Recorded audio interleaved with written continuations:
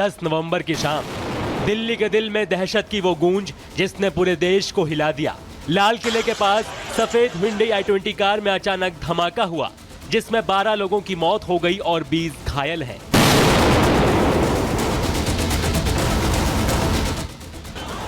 चारों तरफ चीख पुकार मच गई और बस मलबा रह गया। लेकिन अब फोरेंसिक टीम ने उसी मलबे से सच निकाल लिया है। पुलिस का शक यकीन में बदल गया। धमाके वाली कार कोई और नहीं बल्कि डॉक्टर उमर नबी ही चला रहा था। कार के अंदर से मिले जले हुए शव, दांत और कपड़ों के टुकड़ों का डीएनए जैसे ही उमर के परिवार के सैंपल के साथ मैच हुआ, इसकी पुष्टि हो गई कि कार उमर ही चला रहा था। इसने ये साबित कर दिया कि उमर जैश-ए-मोहम्मद का फिदायीन आतंकी था। दिल्ली पुलिस की स्पेशल सेल और फोरेंसिक टीम ने बुधवार रात डीएनए रिपोर्ट में इसकी पुष्टि की। उमर की मां और भाई के सैंपल से 100% मैच मिला। सुरक्षा एजेंसियों को पहले से शक था कि ये वही उमर है जिसने विस्फोटक से ठीक 11 दिन पहले ही सफेद i20 कार खरीदी थी। वो फरीदाबाद के व्हाइट कॉलर टेरर मॉड्यूल का मास्टरमाइंड था। फरीदाबाद की अल फलाह यूनिवर्सिटी, जहां डॉक्टरों का नेटवर्क जैश के लिए काम कर रहा था। इस मामले की जांच जैसे जैसे आगे बढ़ रही है, नए नए खुलासे हो रहे हैं। अब एक और खुलासा हुआ है कि धमाके से पहले उमर दिल्ली में आने से पहले कई जगह घूमता रहा। फरीदाबाद में जांच एजेंसियों की दबिश के बाद उमर वहां से भाग निकला, फिर मेवात होते हुए फिरोजपुर झिरका पहुंचा। फिर उमर वापस दिल्ली मुंबई एक्सप्रेसवे से दिल्ली आया। उमर दिल्ली मुंबई एक्सप्रेसवे पर एक ढाबे के पास रुका। उमर ने ढाबे के पास कार खड़ी करके वहां रात गुजारी। फिर फरीदाबाद होते हुए दिल्ली के बदरपुर बॉर्डर से राजधानी में एंटर किया। दिल्ली पुलिस के पास 50 जगहों के सीसीटीवी फुटेज है। मैपिंग के मुताबिक उमर ने धमाके से कुछ घंटे पहले आधी दिल्ली का चक्कर लगाया था। प्रधानमंत्री नरेंद्र मोदी की अध्यक्षता में बुधवार को हुई कैबिनेट कमेटी ऑन सिक्योरिटी की बैठक में सरकार ने इस धमाके को आतंकी हमला माना। एनआईए मामले की जांच कर रही है। डीएनए की रिपोर्ट ने साफ कर दिया कि दिल्ली ब्लास्ट कोई हादसा नहीं बल्कि जैश का प्लान किया गया फिदायीन अटैक था। अब एनआईए के निशाने पर वो पूरा नेटवर्क है जो व्हाइट कॉलर के पीछे टेरर का ब्लैक एजेंडा चला रहा था। दिल्ली से लेकर फरीदाबाद और जम्मू कश्मीर तक फैले इस आतंकी नेटवर्क की परतें अब धीरे धीरे खुल रही हैं। कई लोगों को गिरफ्तार कर उनसे पूछताछ जारी है। लेकिन इतना तो साफ है कि ये सिर्फ एक ब्लास्ट नहीं बल्कि व्हाइट कॉलर टेरर मॉड्यूल का वो चेहरा है जहां डॉक्टर जैसे पढ़े लिखे लोग आतंक की फैक्ट्री चला रहे थे। Bureau report, Republic Bharat.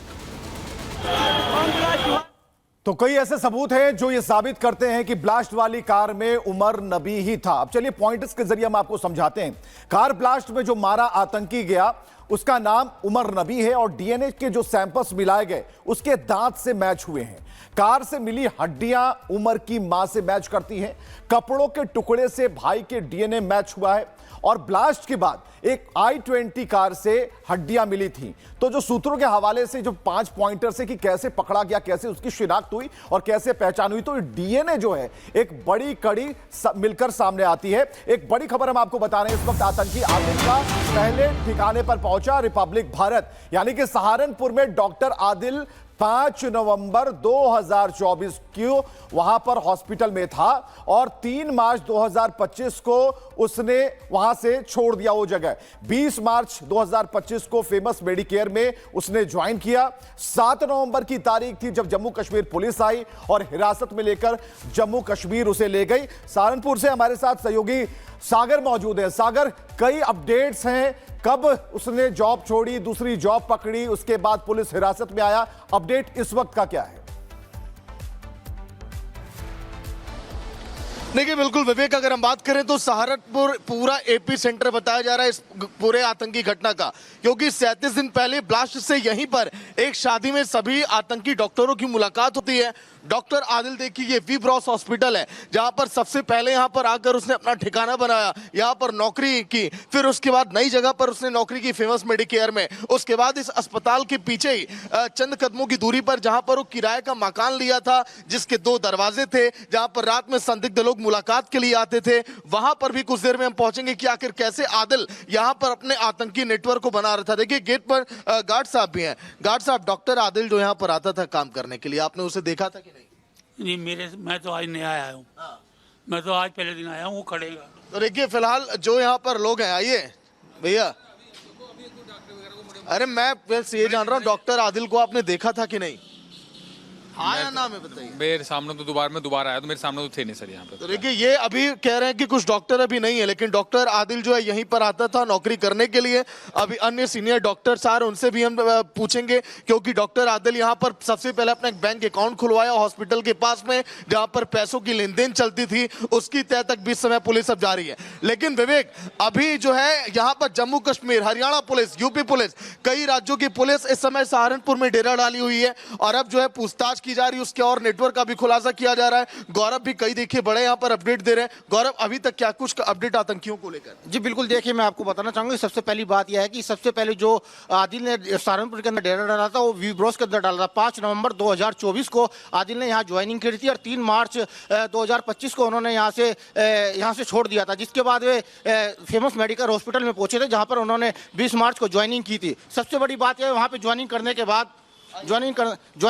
बाद वे वहाँ पर किराए के मकान पर रहते थे, जहाँ पर कुछ लोगों को आना जाना लगा रहता था। लेकिन अभी तक वहाँ के जो लोगों से पता लगा है, उन्होंने यही बताया है कि वे जो लोग उनके पास आते थे उनके बारे में उन्हें कोई जानकारी नहीं है। सबसे बड़ी बात है कि अभी तक किसी को आदिल के बारे में, जो आदिल से मिलते थे उनके बारे में किसी को कोई जानकारी नहीं है। ये सबसे बड़ी महत्वपूर्ण बात है। तो यहाँ के बाद आदिल कहाँ गया था ज्वाइनिंग के लिए? यहाँ के बाद आदिल ने फेमस मेडिकल में ज्वाइन किया था, क्योंकि 20 मार्च को फेमस मेडिकल के अंदर फेमस मेडिकल हॉस्पिटल में आदिल ज्वाइन किया था। ज्वाइन करने के बाद 7 नवंबर को आदिल को जम्मू कश्मीर पुलिस पकड़ कर ले गई थी। मैम एक्चुअली ये लाइव चल रहा है। 5 मिनट वेट कीजिए, अभी हमारे मैनेजमेंट में कोई यहाँ पे हॉस्पिटल में नहीं आया। ठीक है, तो देखिए मैनेजमेंट अभी आया नहीं, उनसे हम बातचीत करेंगे कि आखिर डॉक्टर आदिल कैसे यहाँ पर पहुंचा। वी ब्रॉस मैम, घटना आतंकी से जुड़ा है, तो इसलिए किसी की परमिशन नहीं चाहिए मुझे कि कैसे हॉस्पिटल में जाना है, किससे बात करना है। अगर यहाँ पर वो ज्वाइन किया या काम किया तो हम पूछेंगे। मैनेजमेंट आएगा, वो हाँ, देगा ना। तो आप ये नहीं बोल सकती कि यहाँ आना मना है, प्राइवेट है, सरकारी है। क्या है? Okay, thank you. अभी मैनेजमेंट आएगा, उनसे हम बात करेंगे कि आखिर कैसे आतंकी डॉक्टर आदिल यहाँ पर ज्वाइनिंग किया, कैसे यहाँ पर वो पहुंचा, कैसे अन्य जगहों पर उसने नौकरी की। अस्पताल प्रबंधन बेशक आज दिन भर ये बोलता रहा कि प्राइवेट प्रॉपर्टी ये प्रॉपर्टी है, लेकिन इस घटना की तह तक जाएगा रिपब्लिक भारत की आखिर कैसे आतंकियों का एपी सेंटर सहारनपुर बना, कैसे 4 अक्टूबर को यहाँ पर आतंकियों ने शादी में यहाँ पर एक मुलाकात। सवाल और भी है कि यहाँ पर वो काम करता था, उसने ज्वाइनिंग की, यहाँ पर उसने अकाउंट खुलवाया जिसके अंदर छोटी अमाउंट थी। एक सवाल का और जवाब दीजिए आप, कि आपने कहा कि इसके ठीक पीछे आसपास ही उसने किराए पर कमरा भी लिया था। कितनी दूरी है इस हॉस्पिटल से? घर किधर क्यों लिया था? देखिए बिल्कुल विवेक, मैं अगर बात करूं तो ये वी ब्रॉस जो हॉस्पिटल है, बस लगभग इससे 500 मीटर की दूरी पर आकर डॉक्टर आदिल जो आतंकी था उसने एक ठिकाना लिया था। लगभग 9,000 रुपए का वो मकान था किराए पर। उसके दोनों तरफ देखिए दरवाजे थे, ताकि रात में अगर कोई आए तो देखिए वो पीछे से उसको निकाला जा सके। लेकिन जो है वहां पर लगभग रात में 5 से 6 बड़े खुलासे हो रहे हैं। सागर, हम आपके पास दोबारा आएंगे, लेकिन इधर एक और बड़ी खबर आ गई है कि जम्मू कश्मीर पुलिस ने कड़ी छापेमारी की है। काउंटर इंटेलिजेंस जम्मू की 5 लोकेशन पर एक साथ रेड की खबर है। पाकिस्तान हैंडलर से संपर्क में संदिग्ध रहे थे। राजौरी, कठुआ, शोपियां में एक साथ छापेमारी की गई है। पाकिस्तान समर्थित टेरर नेटवर्क को अब तोड़ा जा रहा है। अब जमकर तोड़ाई हो रही है, क्योंकि सभी एजेंसियां मौजूद हैं, जो हमारे सुरक्षा गार्ड्स हैं वहां पर मौजूद हैं। एनएसजी को लगाया गया और ऐसे में सारी चीजें अब परत दर परत खुलकर सामने आ रही है। छापेमारी से जुड़ी तस्वीरें हम आपको दिखा रहे हैं, या फिर वो शोपिया का इलाका हो, सोपोर का इलाका हो, हर जगह दबिश दी जा रही है वैसे ठिकानों पर जहां इन आतंकी गतिविधियों से जुड़े लोगों का आना जाना था। उन सीढ़ियों तक पहुंच गई है, हर उस कमरे की तलाशी ली जा रही है, हर उस चीज की तलाशी ली जा रही है, और यह पता लगाने की कोशिश की जा रही है कि नेटवर्क का जो तार है उसे कहां कहां बिठाया गया, कहां कहां छुपाया गया। इस वक्त एक और बड़ी खबर आ गई।